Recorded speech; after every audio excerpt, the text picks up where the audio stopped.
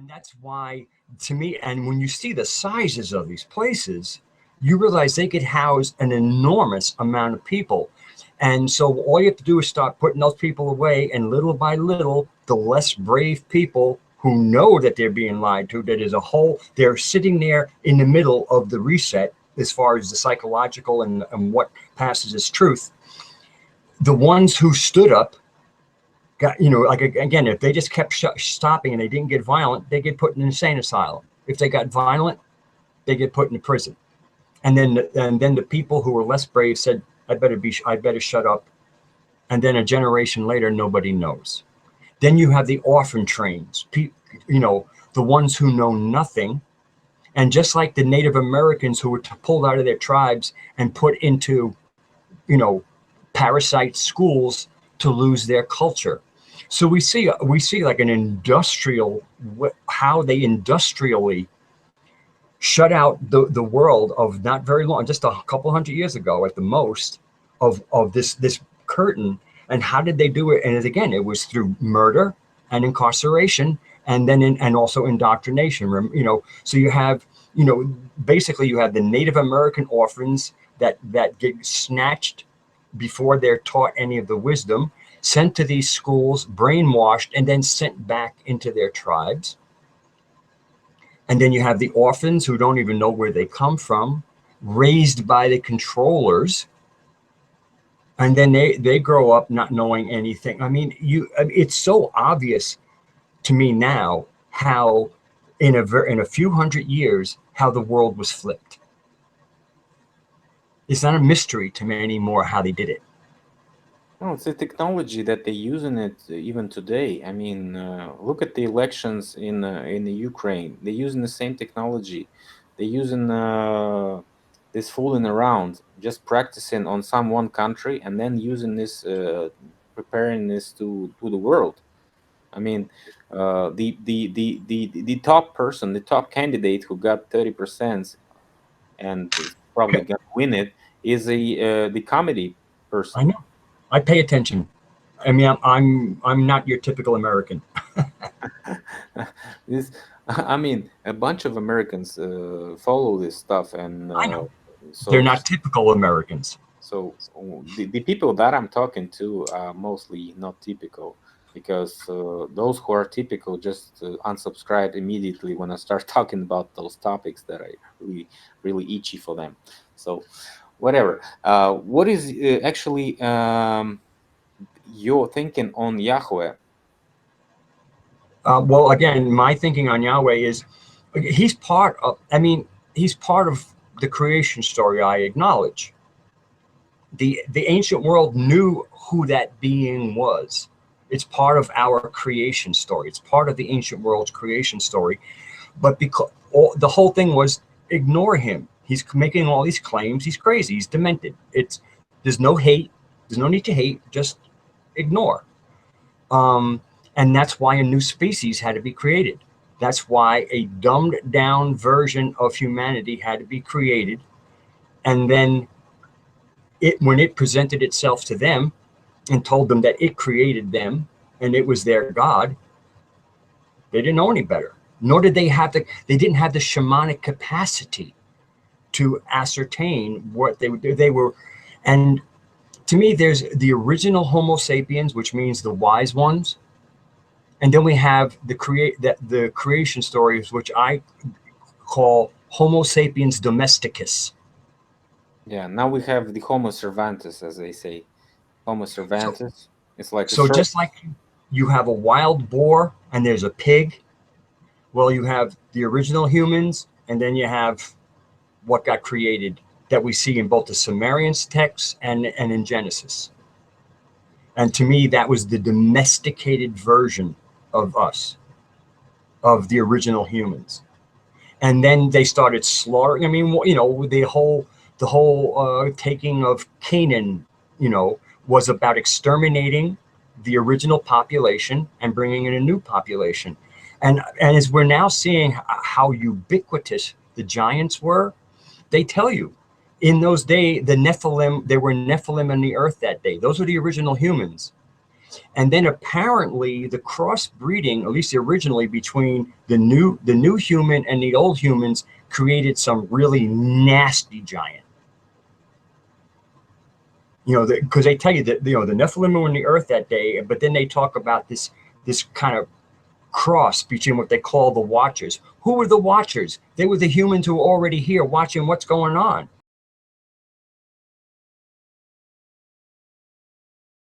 You know, again, we're relying on we're trying to rely on texts that have a lot of problems. And it's a mixture. Again, it's a tapestry, because if you're going to poison something, you don't give somebody straight poison. You put it in their drink or their food, something wholesome. To poison somebody properly and deceptively, you have to put the poison in something that's wholesome. So for me, a lot of the poison of the false narrative is hidden, mixed in with real narrative. You know, factual narrative. Of course. So you can chew it. Yeah. And not yeah. spit it out. Yeah, because if you saw it for what it was, you'd never put it in your mouth and digest it. Yeah. So, and then, guys, we are right now. We are on some new invention. I don't think just new paradigm. So we're talking about the reset, the original reset, when the people were actually changed from the natural species to some hybrids, the Homo cervantes, Homo slavus, whatever you call it in Latin, whatever you name it. I like domesticus. Yeah, because we were wild. It's like making dogs out of the wolf pack. I mean, I have a very scholarly book. It's called Eden, and it's written by this French author who learned to read Sumerian texts because he realized that the Sitchin stuff is not very good translations. And they have stories of, quote unquote, the Anunnaki, whoever they were, planting their gardens, and these humans coming out of the forest and raiding their gardens. And so, and they had, and because they were bringing all of the natural organisms from the forest to these pristine, sterile gardens, the gardens failed and they had to plant them. And then finally they get around to creating their own human.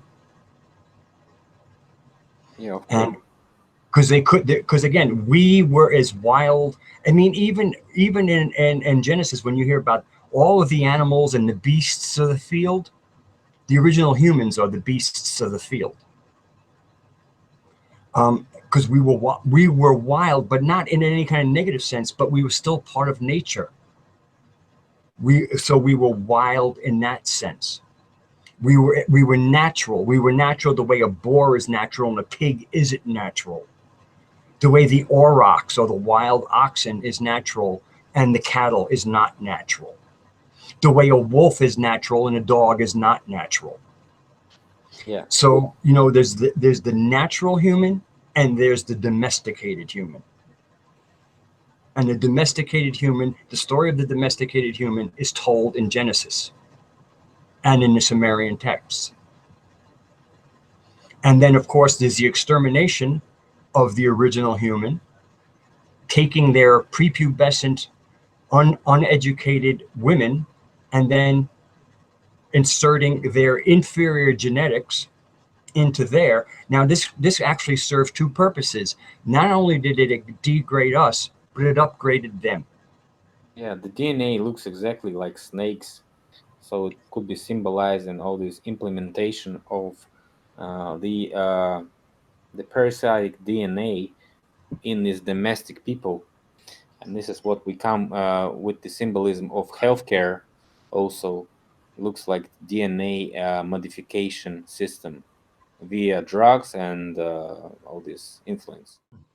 So It's very hard to for people to understand it, but actually we have a takeover revolution of hybrids, and yes, right now, but of course we have this controlling class, and they are made of these domestic people, and of course this is actually the problem for the humankind.